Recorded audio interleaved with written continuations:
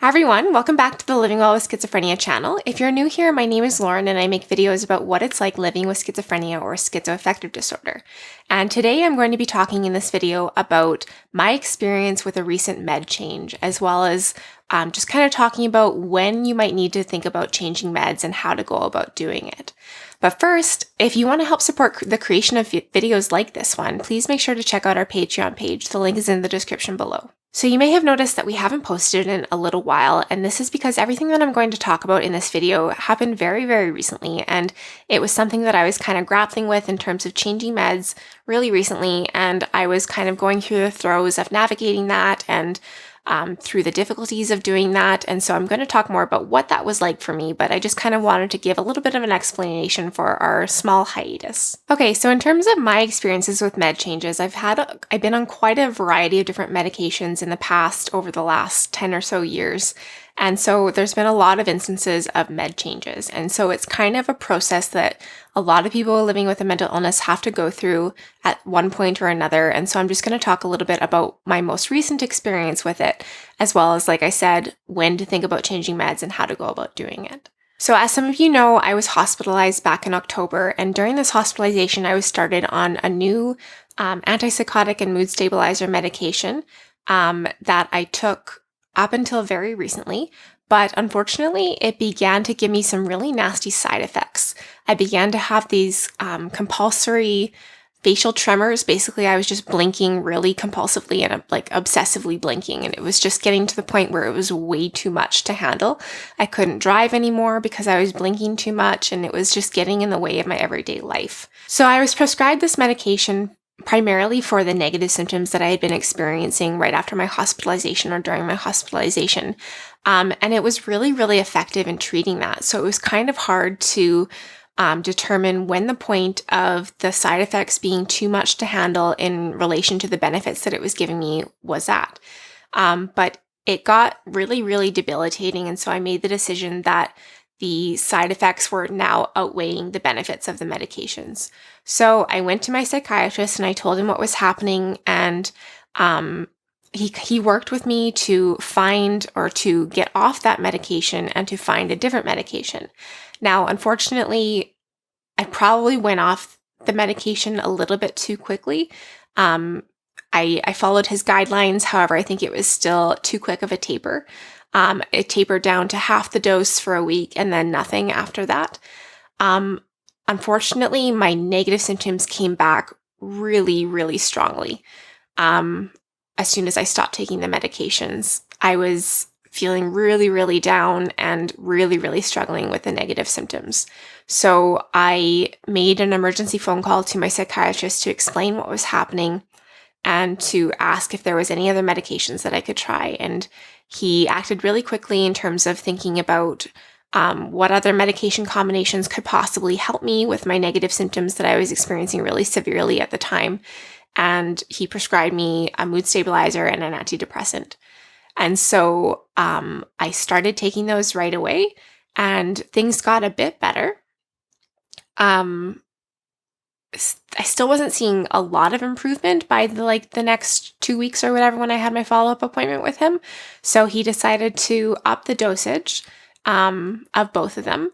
And that was when it got a little rocky in terms of the med change, because the next couple days after the med increase, I was feeling really, really like loopy, sedated, and just like kind of feeling drugged, basically. It was really hard to function, and I was really scared that these meds were going to make me feel like that permanently.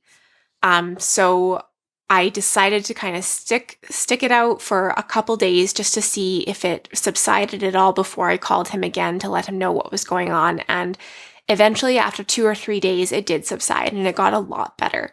So I think that anytime you increase medications, you may have stronger side effects initially, but to kind of like wait and see what happens to those side effects after a few days or after a week or two, I think is a good idea.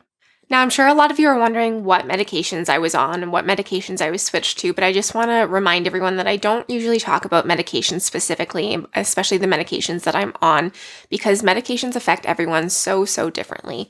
And a medication that's really helpful for me might be really awful for someone else. Likewise, a medication that works really well for someone else might have been a really awful experience for me.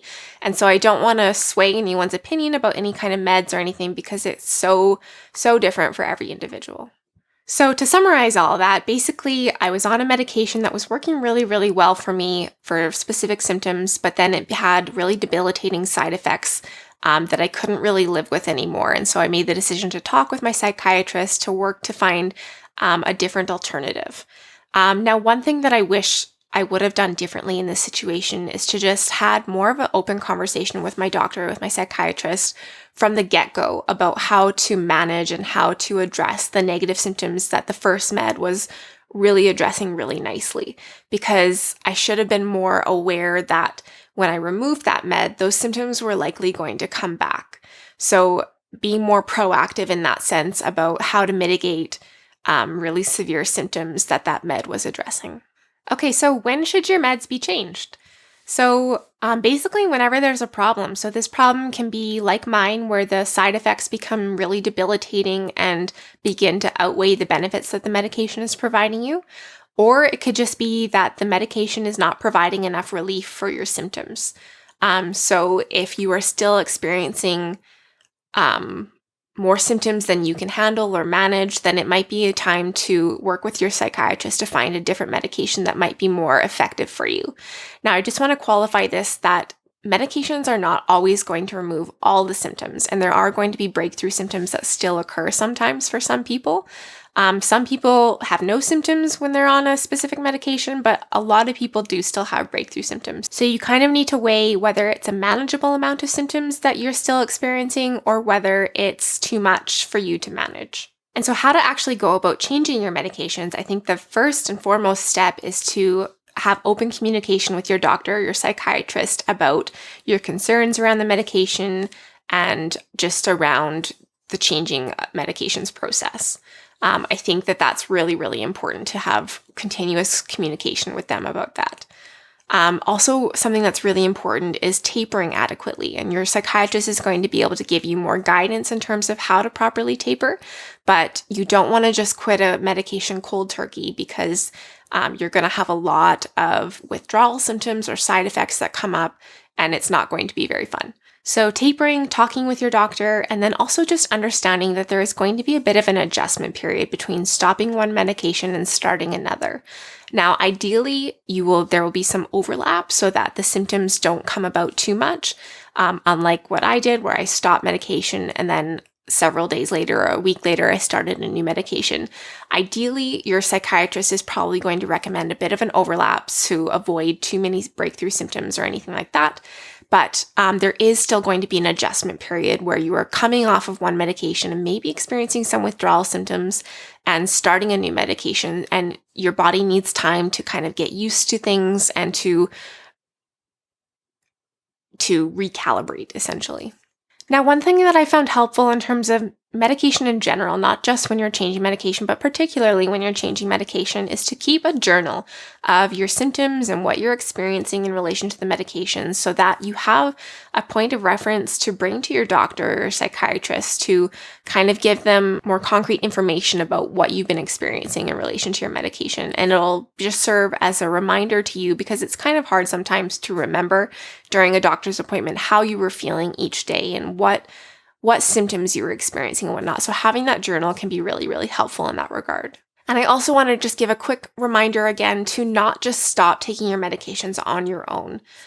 For one, if you just stop cold turkey, again, like I said, you're going to have withdrawal symptoms and probably have symptoms flare right back up again. And so you really want to taper if you're going to go off medications. But most importantly, you really want to talk to your psychiatrist about going off medications or about switching medications.